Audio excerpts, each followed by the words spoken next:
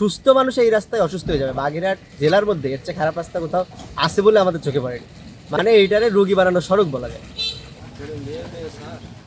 দিন যত যাচ্ছে রাস্তা আরো খারাপ হচ্ছে। কখনো ট্রাক উল্টে পড়ে, কখনো আবার ইজি বাইকের চাকা ভেঙে যায়। মাঝে মাঝে ইচ্ছে হয় বাড়িঘর বিক্রি করে অন্য কোথাও চলে যেতে। ক্ষোভ নিয়ে কথাগুলো বলছিলেন বাগেরহাটের সদর উপজেলার মির্জাপুর গ্রামের বাসিন্দা ফয়সাল শেখ। অন্তত 5-7 বছর ধরে মানুষের দুর্ভোগের কোনো শেষ নেই। বৃষ্টি হলে এই যে একটু বৃষ্টি চাপিয়ে দেখেন সব জায়গায় কাদা পানি জমে গেছে, আবার ধুলার সময় চারিদিকে ধুলা হয়। আর ভাঙা এত ঝাঁকি, সুস্থ মানুষ এই রাস্তায় অসুস্থ হয়ে যাবে। বাগেরহাট জেলার মধ্যে এর চেয়ে খারাপ রাস্তা কোথাও আছে বলে আমাদের চোখে পড়েনি। মানে এইটারে রোগী বানানো সড়ক বলা যায়। বাগেরহাট জেলার দাসানী রামপাল মোংলা আঞ্চলিক মহাসড়ক ব্যবহারকারীদের দুর্ভোগ অসহনীয় পর্যায়ে পৌঁছেছে।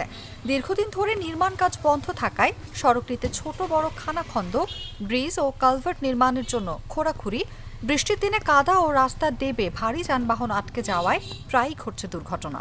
এই যে রাস্তা আমাদের এই জায়গায় যে অনেকদিন ধরে নির্মিত অবস্থায় পড়ে রয়েছে, কাজ চলে, মাঝে মাঝে হয় আবার বন্ধ থাকে। এই যে অর্ধনির্মিত কালভার্ট, এর জন্য প্রায় এই জায়গায় অ্যাক্সিডেন্ট হয়। এই জায়গায় অটো গাড়ি এসে পড়ে, মোটরসাইকেল পড়ে। কিছুদিন আগেও একটা মোটরসাইকেল পড়ছিল এই জায়গায়।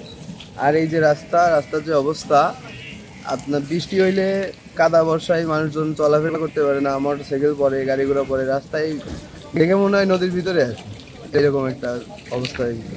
সড়ক সংস্কারের দাবিতে দফায় দফায় মানববন্ধন, দপ্তরে দপ্তরে আবেদন করেও কোনো প্রতিকার না পেয়ে ক্ষুব্ধ এলাকাবাসী। দীর্ঘদিন ধরে মানুষ যে জনভোগান্তি, আজকে এই মির্জাপুর প্রাইমারি স্কুলের পাশে একটা ট্রাক 10 চাকার, এই যে অবস্থা, এখন এরকম চলতে থাকলে মানুষের দুর্ভোগের শেষ থাকবে।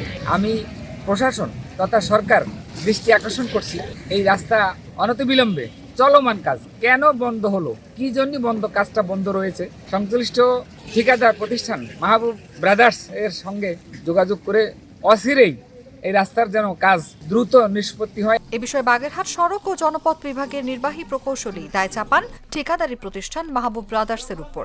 জানান, ঠিকাদারের সঙ্গে চুক্তি বাতিল করে দরপত্র আহ্বানের মাধ্যমে শিগগিরই সড়ক সংস্কার ও প্রশস্তকরণের কাজ করা হবে। দ্রুত এলাকাবাসীর ভোগান্তি কমবে বলে আশা ব্যক্ত করেন এই কর্মকর্তা। অনুভা বিশ্বাস, জাগো নিউজ।